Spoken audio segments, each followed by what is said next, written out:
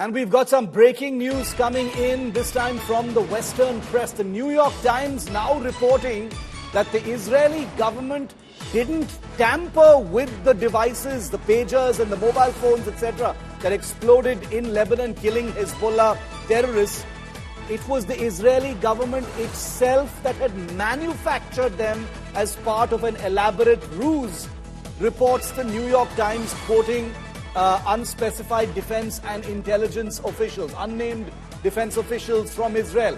The New York Times, in a shattering report, suggests that Israel has neither confirmed nor denied any role in the explosions, but that 12 current and former defense and intelligence officials who were briefed on the attack say the Israelis were behind it, describing the operation as complex and long in the making. So, viewer, this is big. The New York Times reporting that the Israeli government, remember, Israel has officially denied having anything to do with these explosions whatsoever. On record, they've denied any role played whatsoever. But the New York Times is now quoting as many as 12 officials, unnamed officials, as saying that the Israel government did not tamper with pagers or mobile phones coming in from Taiwan or Japan, but had actually manufactured them itself and supplied them into Lebanon as part of some kind of a huge, a gargantuan infiltration operation, possibly using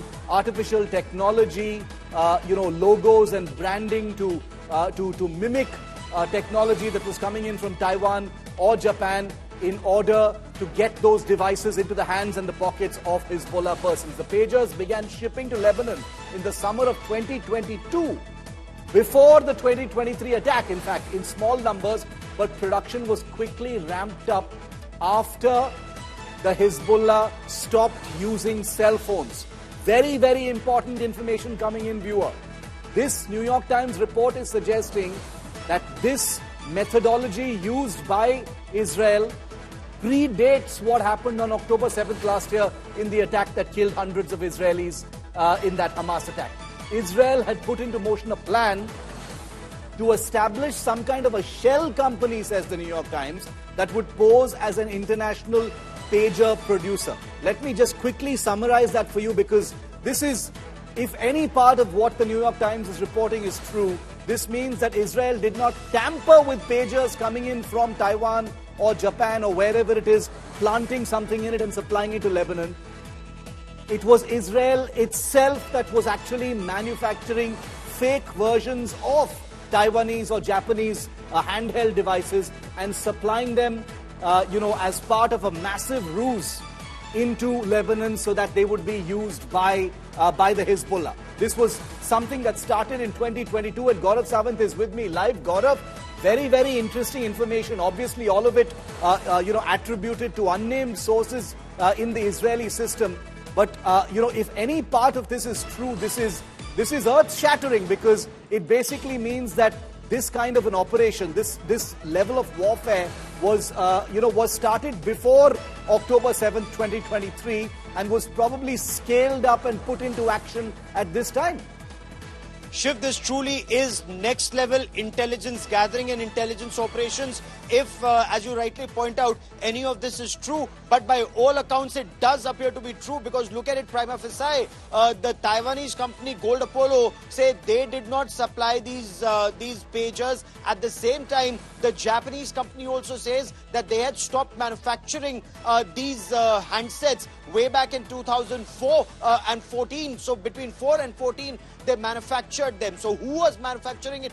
Beyond that, it now appears that Israel, the moment it realized that Hassan Nasrallah, the chief of Hezbollah, was telling his cadre that the secret Israeli agent that they're looking for are the mobile phones being carried by the Hezbollah operatives themselves, their wives, their children, their families, and that gives away information to the Israelis and bury those mobile phones. They realized that he wanted them to go down and start using lower technology or old technology, obsolete technology, which were pagers. They started manufacturing those pagers. They floated a company which sounded exactly like the real company, whether the Japanese or the Taiwanese company, floated an office, had an office in Hungary, in Budapest. And the moment they got an order.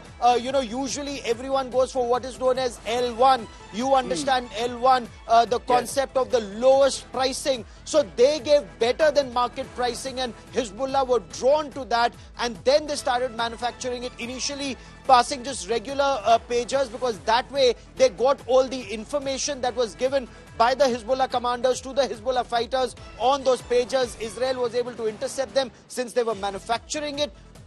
The moment Hassan Nasrallah asked them to scale up manufacturing, they started putting this PETN of bomb, and they had all the time to do it, a good period of 5 months to do this. They scaled it up to this devastating effect. The timing again, Shiv, very crucial. Many argue that they had to detonate these pagers right now because Hezbollah was planning a massive attack on Israel, and Israel preempted it by throwing that entire command and control system out of gear, communication out of gear, and taking the middle-rung fighters out of that battle.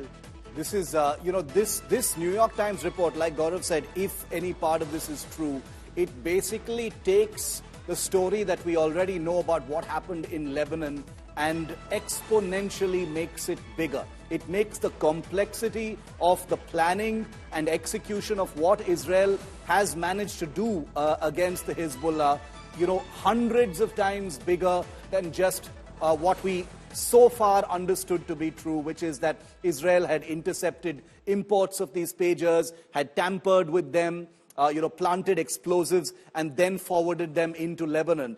This New York Times report suggests that the source of those pagers itself was Israel as part of a much larger subterfuge and deception program in order to create artificial pagers pretending to be pagers supplied by Taiwan or Japan, and then making them go into Lebanon. But just take a look, a quick recap of where all these devices have exploded so far. In Beirut, mobile phones have exploded. You've seen a mobile phone exploding there. In the city of Sidon, handheld radios have reported to have exploded. In Beirut, serial pagers, and these are the explosions that have happened, the largest in number, as Gaurav was just explaining to us, because mobile phones are in disuse by the Hezbollah. Serial pager blasts have taken place in the capital of Beirut, and also lately, home solar panels have exploded as well. So you've got, walkie-talkies, radio transistors, mobile phones, serial pagers, and home solar panels